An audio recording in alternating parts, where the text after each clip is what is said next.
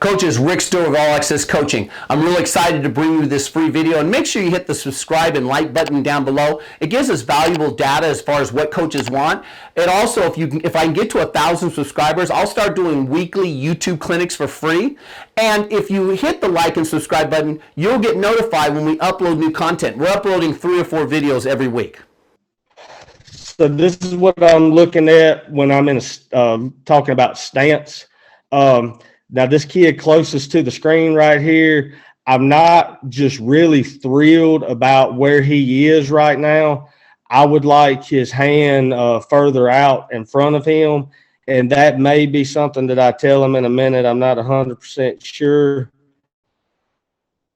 Yeah, I get it out in front of him a little bit. But if you'll notice on both of them, you can't really see the other guy right now. They've got Ben right here. That's the Z. Okay, that I'm talking about. You want Z and all that right there. And another thing, because of what we do, if you'll notice, both of them have their heels in the ground. I don't like for them to get all the way up on their toes, because we are attacking, we are going forward, but there are times that they have to redirect. And I feel like if they're all sprawled out, it's hard for them to redirect and do what they need to do. This is a front shot. This is what I'm looking for when I talk about looking through their eyebrows. And it may be hard to see right now on the tape, but both of these guys, you know, their heads are up. They're in a safe position. They're looking, but they're looking at what they need to be looking at. If this guy's head was way up here, he would be looking in the backfield where he has no business being, and wouldn't be able to attack his landmark, because on every play, every formation, no matter what, these guys are going to have a landmark that they need to attack. All right. So I talked a little bit a minute ago about get off. I'm going to show you some things that I do to help with their get off and how it goes along with what we're trying to do. All right, so the first thing we're going to do, and I'm going to let this load up a second while I'm talking about it. The first thing we're going to do, and I try to do every drill I can do under the chute to help keep pad level down. And either off of motion, either with a ball, or sometimes I'll use my foot. I'll bark at them, whatever, to try and draw them off. And I'm gonna be honest, we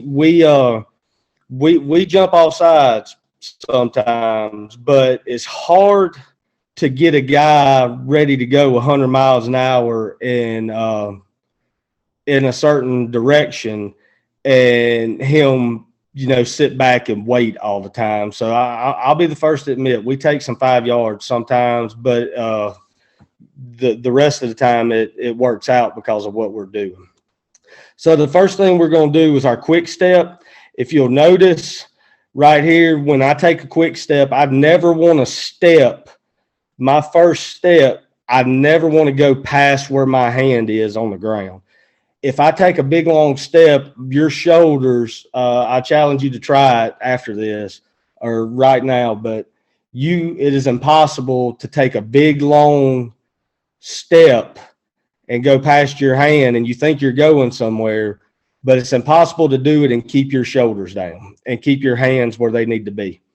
So we're going to take this little quick step right here, and if you'll notice where they're bringing their hands, I want them to bring their hands to their ears, because that's where the contact's going to happen. We're going to sit there and we're going to do this over and over again, and we're going to work on training that fast twitch muscle to bring our hands to our ears and get that quick step and keep our shoulders down. Now, what we're going to do, I'll get under the chute and I'll do this 2 or 3 times, and then they'll have to race out the chute. So bam, bam, and then we're going to get off and get out. But we're going to do this every day. This is one of those deals that I do with them every day, because I think the get off is so important. This is another angle, same drill. Down the side, you'll be able to see their pad level is where it needs to be at, and those hands to those ears, ready to react and strike whatever it is they need to strike.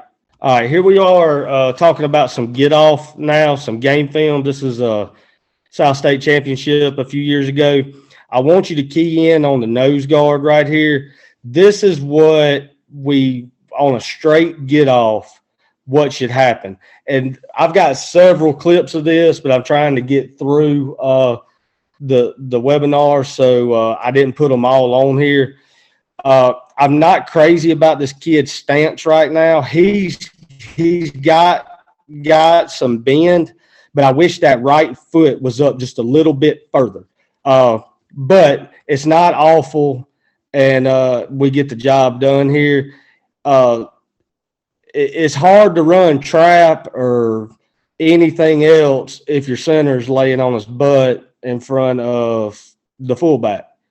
But this is the get off that we're looking for right here. Right here, I want to show you why, and I only put one clip up here because I don't think I need to beat a dead horse about it. But I want you to pay attention to number 50, the defensive tackle down here at the bottom of the screen. This is why we take the short step and bring our hands to our ears and keep our pads down. It's for these kind of situations. You know,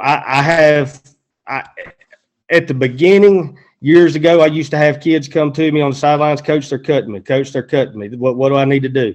Well, this is what you need to do. You need to take the technique that you use every day in practice in your Indy drills and bring to the field. If you take that short step and bring your hands up, then when that guy tries to cut you right here, you just climb over the top of him. And then you're there to make the play or at least clog your gap, whatever that may be.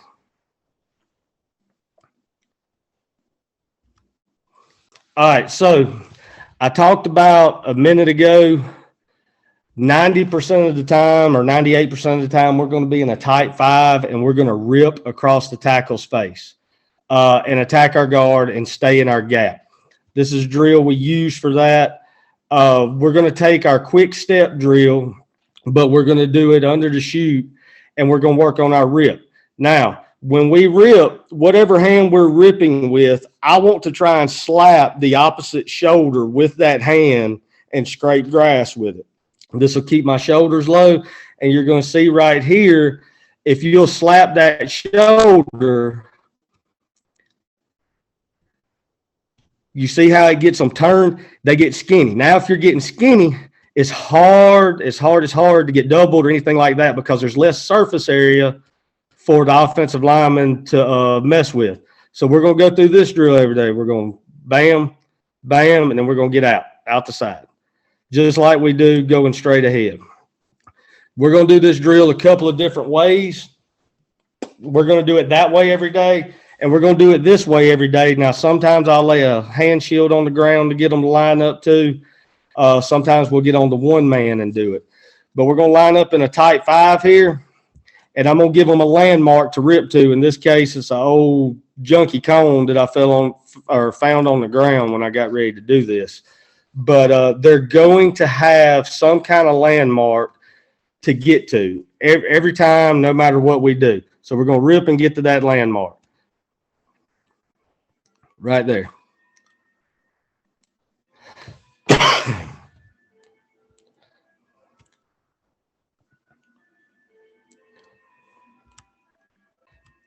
Always give them a landmark they got to work to. All right, so right here, we're going to watch this kid down at the bottom.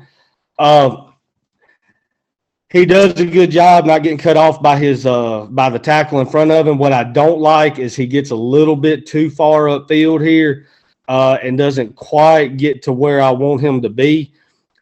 He makes contact with his guard, but I would like him to be a little more flat there. If you'll notice his left foot, it gets a little too far upfield.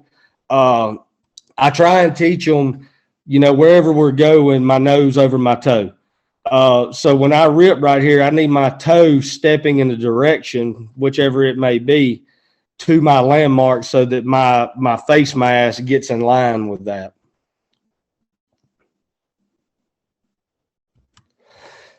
All right, right here now, this is the same kid, and I'm gonna be honest, this is probably the best football player I've ever coached. His only problem was he was only about 5'11", or else he'd be playing D1 ball right now at a major school. Did everything right, played his butt off. Right here, they're going to run. This is one of our in-district rivalries. They're going to try and trap him, and they tried about once or twice a game, and then get away from it, because if he's doing what he's supposed to do, he's not going to get trapped. So right here, he's going to rip, get skinny, flat, and you're underneath the trap guy now. Okay, if you rip flat, and make sure you're trying to hit a landmark. See, if he didn't have a landmark to hit, he would have just flown upfield and he would have got trapped. But because he's flat, washes everything down, the guard has no idea where to go. He slips underneath and he's there to make the play. Even if the guard would have logged him, you still have your outside linebacker and inside linebacker on that side to make the play. All right, it's going to be the same thing going the opposite way. So he's at the top. And this is what I'm talking about when I designate tackles and ends. I don't really look for size or speed or anything like that. It's what kid can get me the results I want. In this case, the defensive tackle is a smaller guy. He's 5'11", 225, and the defensive end down here at the bottom is probably 6'3", 250. Now, he can run like a deer, but, I didn't have him long enough to get him where he needed to be to do all that kind of stuff like this kid can. And again, I talked about it a while ago. These guys up front, if you'll watch these clips, their job, and I talked about it, is just to keep the guys behind them clean. You're going to make your plays. It's going to happen. But your number one job is to keep these two guys behind you clean and where they can make the tackle. All right, here's another one. Same thing, except this time he's coming from the back side. These guys, and I'm going to go over this in a minute, I'm going to talk about what the D linemen's reads are to make them chase or sit or whatever they need to do. But when we're under center or playing a team that's under center and that guard pulls away from me, I'm going to let my D lineman get flat and run flat down the line. It's a little different than if we're playing a team in the gun.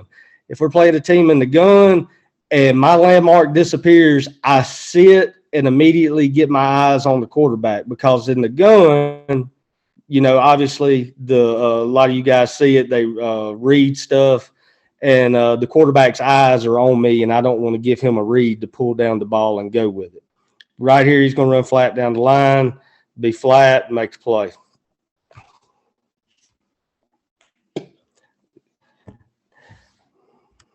Coaches, I really hope you got some great information from that YouTube video. Again, hit the subscribe and like button down below. It gives us valuable data. And if I get to 1,000 subscribers, I'll do free YouTube clinics. And you also get notified when I'm doing those YouTube clinics and when I upload new content to this channel. Thanks for watching, coaches.